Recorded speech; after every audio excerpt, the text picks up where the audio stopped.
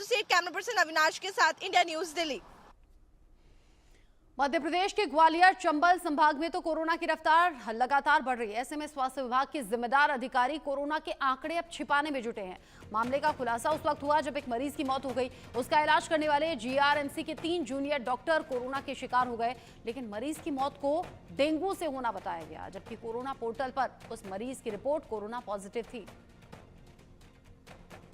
देश भर में एक बार फिर से कोरोना ने दस्तक दे दी है। बात मध्य प्रदेश की जाए तो हर दिन कोरोना के नए मामले सामने आ रहे हैं, लेकिन ऐसे में कोरोना का जो आंकड़ा है उसको छुपाने का भी प्रयास किया जा रहा है। इस मामले का खुलासा ग्वालियर के गैरा राजा मेडिकल कॉलेज समूह के जयरोग अस्पताल में देखने को मिला है।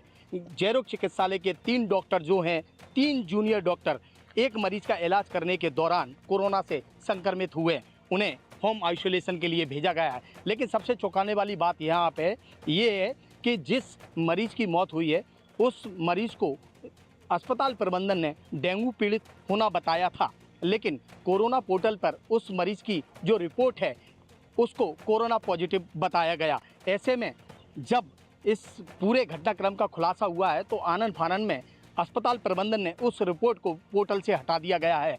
लेकिन सवाल यहाँ पर ये होता है कि आखिर वो 3 जो डॉक्टर हैं जिस मरीज का इलाज करते हुए संक्रमित हुए थे, वो और अन्य उन डॉक्टरों ने जो अन्य और मरीज हैं जिनका इलाज किया था उनके अब तक सैंपल नहीं लिए गए हैं। तो सबसे बड़ा सवाल ये है कि जिस तरह से अस्पताल प्रबंधन अपनी कमियों को छुपाने के लिए बार बार कह रहा है कि जिस मरीज की मौत हुई है वो मरीज डेंगू पीड़ित था, लेकिन कोरोना पोर्टल पे उसकी जो रिपोर्ट डाली गई है उस पर साफ स्पष्ट रूप से दिखाई दे रहा है कि वो मरीज कोरोना पॉजिटिव था।